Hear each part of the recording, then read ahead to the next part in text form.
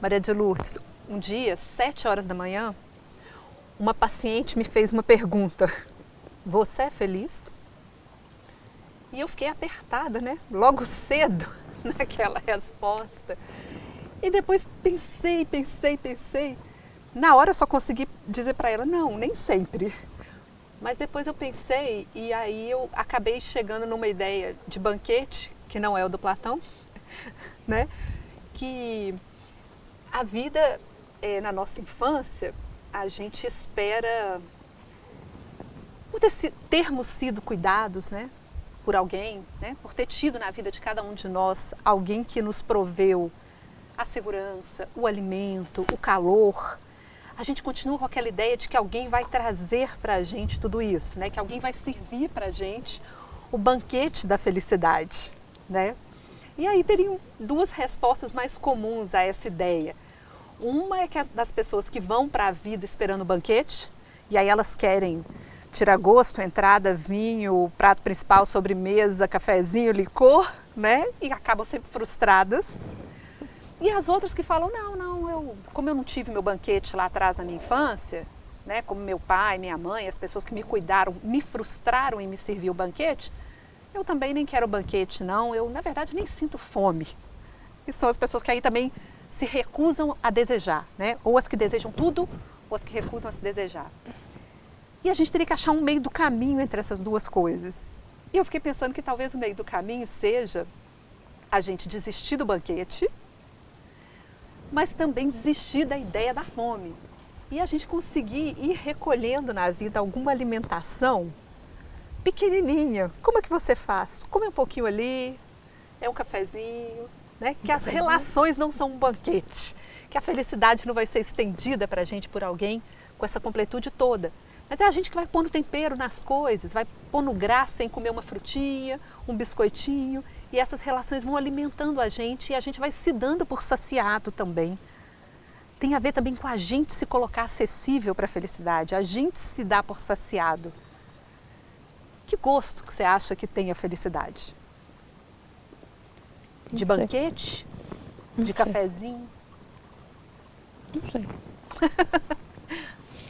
A felicidade tem um gosto para cada um. Porque, olha, se você oferecer para uma sua amiga, que não eu, a ética nicômaca do Aristóteles, ela vai dizer: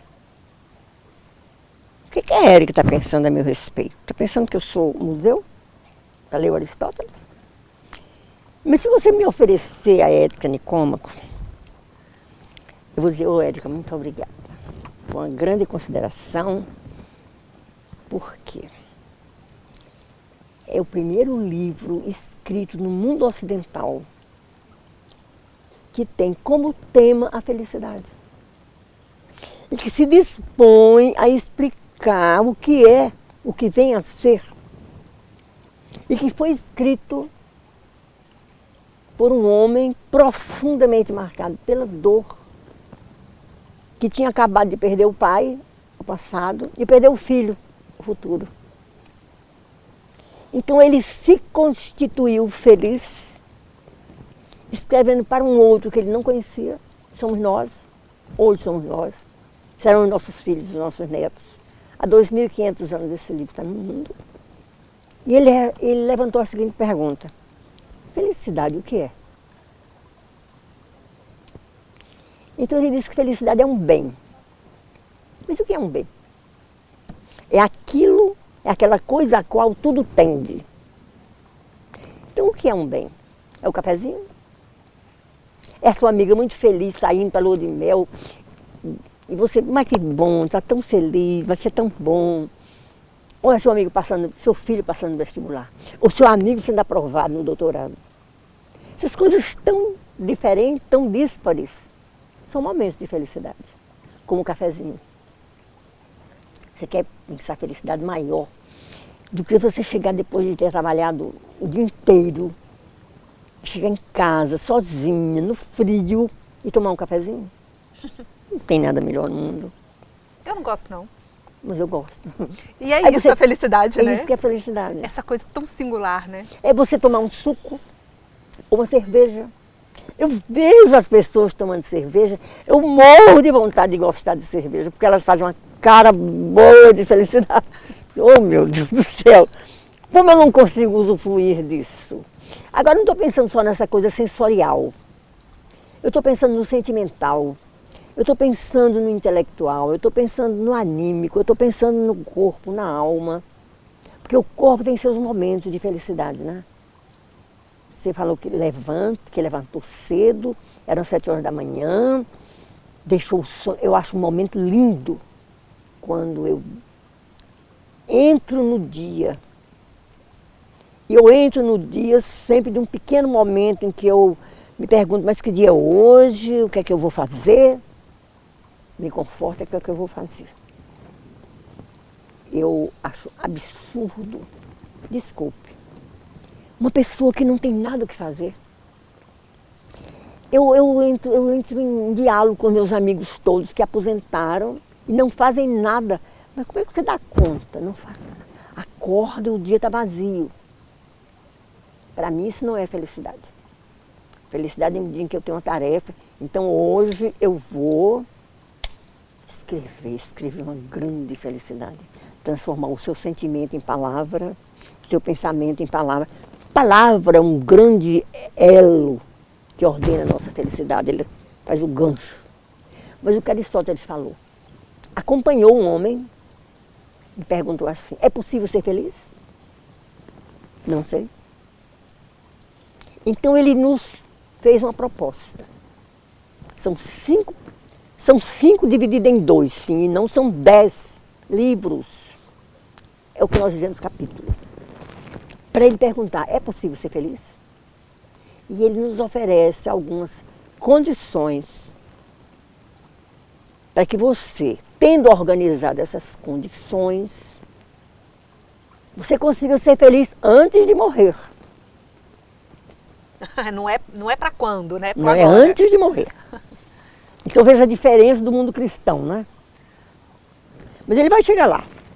Então antes de morrer, enquanto vivo, enquanto profissional, enquanto ser humano, numa vida social, o que eu devo fazer para alcançar esse bem que é a felicidade?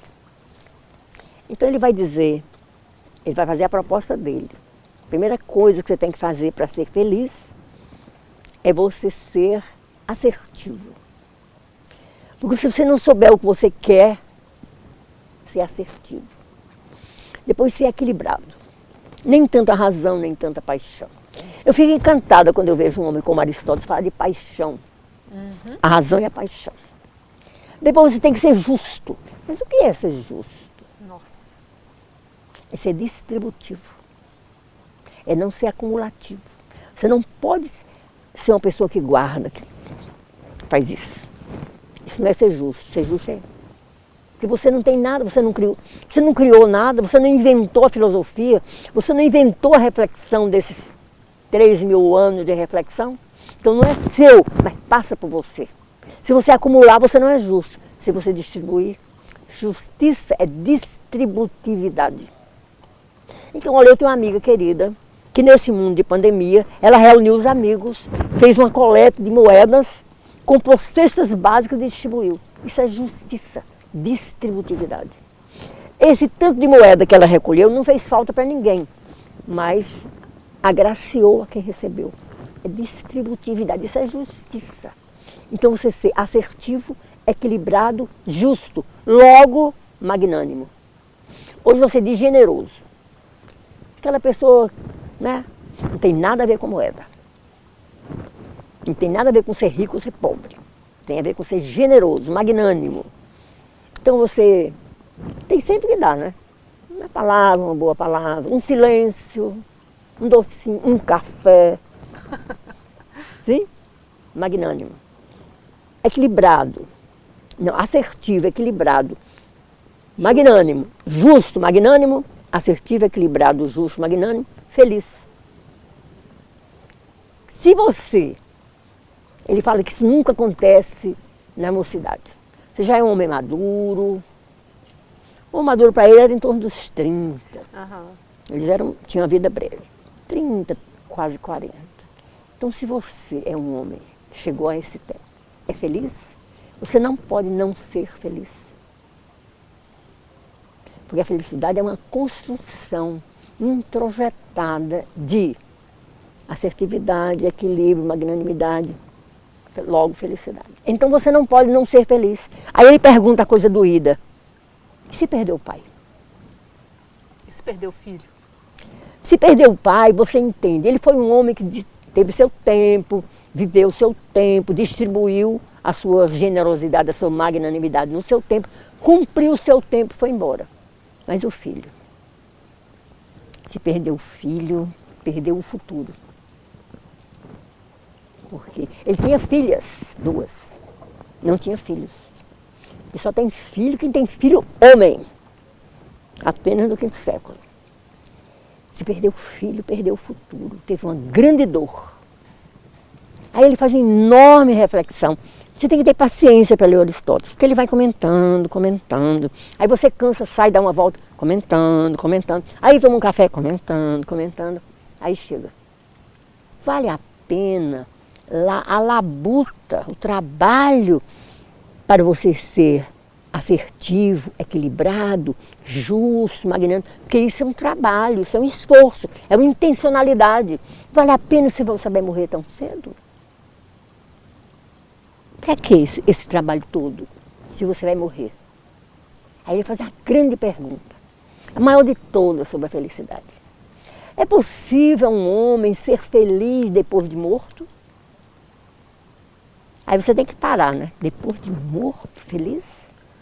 Não, porque acabou a participação. Aí ele faz grandes perguntas. Quando alguém morre, o que é que morre? O olhar, a palavra, o exercício, a ação, a sociabilidade, o contato. Tudo morre. Aí repete a pergunta. É possível ao homem ser feliz depois de morto? Sim. Como? Onde? Na memória do outro. A felicidade após a morte é a felicidade de você permanecer na memória do outro. Então é possível ao homem ser feliz depois de morto. É possível ser feliz. Ele respondeu a sua pergunta? Respondeu, arrasou. Agora vamos virar o outro lado do assunto, né? Parece que a gente vive épocas em que o sofrimento precisa ser negado, precisa ser evitado a qualquer custo, né? Que faz a gente pensar lá nas tragédias gregas, né? Em que eles abraçavam o sofrimento, né? De alguma forma. E o sofrimento? Se a felicidade é alcançável por uma construção, essa construção também não permite a gente lidar com o sofrimento, em vez de ficar correndo dele a vida toda? Claro. O sofrimento não é infelicidade, são coisas diferentes.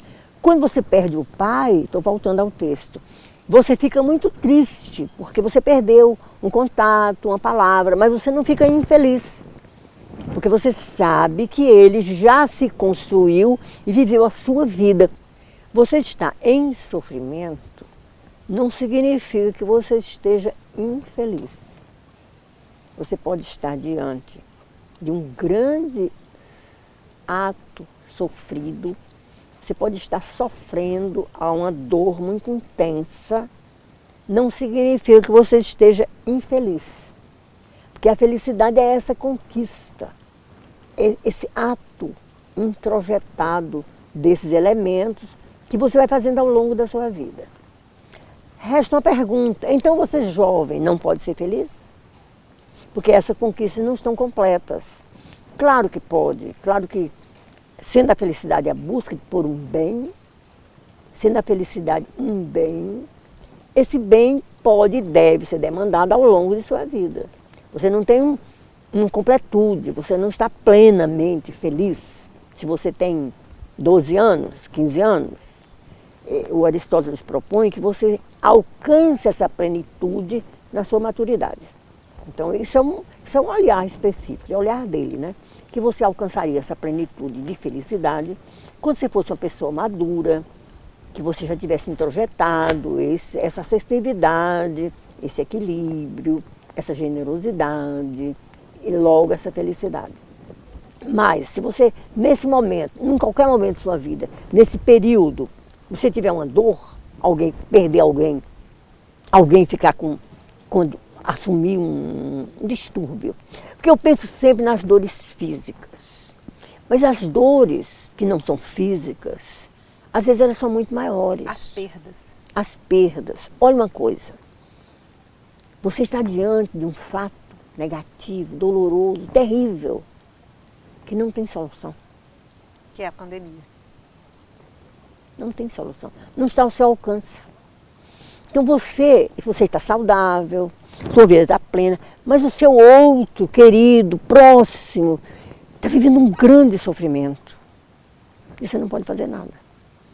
O que você pode fazer? Ao longo da história do mundo ocidental, a humanidade buscou apoio, ajuda, pequenas muletas. Uma grande muleta, os fármacos, são uma grande ajuda, você sabe disso. Mas ajudam só até um certo ponto, onde eles ajudam. Então nós pensamos sempre felicidade como abundância. Não é. Mas nós pensamos como abundância. Então se eu tiver muito dinheiro, não significa nada em relação à felicidade. Eu posso ter muito dinheiro, resolver tudo que o dinheiro resolve, mas a minha dor está intacta. Eu não resolvi a minha dor. Sim? Então essas dificuldades sempre em permanência existe um vazio entre o meu desejo de felicidade, eu desejo a felicidade, mas eu não alcanço a felicidade. Então esse vazio, essa distância entre o meu desejo e aquilo que eu sonho como a felicidade, esse espaço deve ser preenchido. A humanidade sonha preencher. Então eu pensei os fármacos, eu pensei o dinheiro, eu pensei o contato. O poder. Um amor atrás do outro. Interessante como essas pessoas que buscam a felicidade no outro, como eles não encontram, né? E o vazio, a dor da solidão, a dor das perdas, eles também ampliam a gente, né? Não é para ser evitado a qualquer custo, né? Não, não. Porque na nossa trajetória humana, essas questões existem. E se você é humano, tudo que é humano nos diz respeito, nós participamos disso. Porque há momentos em que você pode não participar. Na pandemia, não. Um dos grandes ganhos da pandemia, todos nós estamos vivendo os mesmos medos, sofrimentos, as mesmas ansiedades. Ou seja, é uma bela oportunidade para você ser fraterno. Porque aquele seu amigo está tão exposto quanto você está. Aquela sua amiga, tão feliz, tão abundante, se expõe da mesma forma que você se expõe. Então nós nos irmanamos todos. E na sua vida, na sua história, quando uma perda, uma dor te atinge, o que você costuma fazer? O que eu costumo fazer? Enquanto você pensa, eu vou te falar o que eu costumo fazer. Nos grandes momentos de dor da minha vida, eu me aproximei dos fracos. Eu procurei as pessoas frágeis, eu procurei as pessoas errantes, eu procurei a presença e a companhia das pessoas que erraram também, que fracassaram também, que se permitem a dor também, porque só perto delas eu me senti um pouco confortada. Olha, eu vou te contar uma coisa. A essa altura da minha vida, eu perdi oito pessoas próximas que me causaram grandes dores. Mas nenhuma dor foi tão intensa como aquela que eu sofri quando eu perdi uma pessoa jovem. Ele não tinha 43 anos. Intencionado para a felicidade. Ele era bem-humorado, engraçado, irônico, conversador, criticava duas pessoas só, Deus e todo mundo. E ele se criticava também, se via como um ser no mundo. Ele foi uma grande perda na minha vida. Sabe por quê? Porque ele era meu irmão mais novo. Como é que eu me organizei? Eu me permiti sofrer. Eu não sou aquela pessoa que chora. Eu acho lindo quem chora e fica derramado em lágrimas. Meu sofrimento é seco, é duro. Então, sabe o que eu fazia? Eu andava, e eu fiz uma coisa para me conformar. Da mágoa sem remédio de perder-te, né? Aí aquilo que a mãe fala, pede a Deus que os teus anos encurtou, que tão cedo lá me leve a ver-te, quão cedo dos meus olhos te roubou. Eu plantei um limoeiro no meu jardim. Você precisa ver como esse limoeiro cresceu e floresceu. Mas depois eu tive que sair da minha casa. A maior dor de sair da minha casa foi me despedir do meu limoeiro. Estava lá ele. Aí eu pensei, se alguma coisa eu aprendi com você, eu aprendi a ficar distante e ser só. Porque cada um de nós não é sozinho. Como eu me refiz dessa dor, lembrando que todos os meus mortos vivem comigo, o Carlos de Andrade diz, agora eu ando como um navio da Hernando, porque todos os mortos estão comigo. E você, meu amigo, ora comigo, me ajuda. Quando eu tenho uma dificuldade grande, eu peço a ele, me ajuda, por favor, me ajuda. É ele dentro de mim que me ajuda, quem me ajuda. Essa coisa de você entender e introjetar as dores e os personagens e essas figuras. Eu tive muitas figuras encantadoras na minha vida. Eu sou muito grata à vida por ter me feito encontrar pessoas com esse tipo de roteiro, com esse tipo de trajetória. E eu cruzei algumas, fui paralela com algumas outras. Também eu encontrei pessoas muito destrutivas, porque o mundo não é feito somente por pessoas iluminadas. O mundo convive com as pessoas sombrias. Elas existem. Uma grande questão que essa pessoa me ensinou, entenda que elas são sombrias, mantenha distância. Eu acho que essa é a maior aprendizagem que uma pessoa pode fazer na vida adulta, é entender que você tem que conviver com essas pessoas. Você é um profissional, você vive no mundo, mas você não pode se deixar atrair por essas pessoas sombrias. Então, essa lição ele me ensinou. Buscar as pessoas luminosas, entender que outras pessoas são sombrias. Não posso me afastar delas porque elas convivem no meu mundo, mas não estar submetida. Então, desses dois pontos, sobra a luminosidade. Eu, numa geração, você 2 gerações à minha frente, muitas pessoas fizeram a sua vida, permitindo que você seja hoje o que você é. Então você não, eu me sinto assim, que você não pode se submeter ao sofrimento, não pode se deixar abater pelo sofrimento, porque você tem coisas muito luminosas e muito poderosas. Então essas coisas luminosas e poderosas podem alimentar o seu coração, alimentar o coração. O pensamento é muito fácil de alimentar. Tem bibliotecas, tem pinacotecas, tem viagem, tem museus, mas o sentimento, o coração não. O coração é você quem alimenta. É memória dessas pessoas encantadoras, as palavras que foram ditas à sua vida. Isso faz com que você consiga superar a dor. E não só superar a dor, mas você viver em companhia dessas mesmas dores que se tornam as suas grandes companheiras de estrada.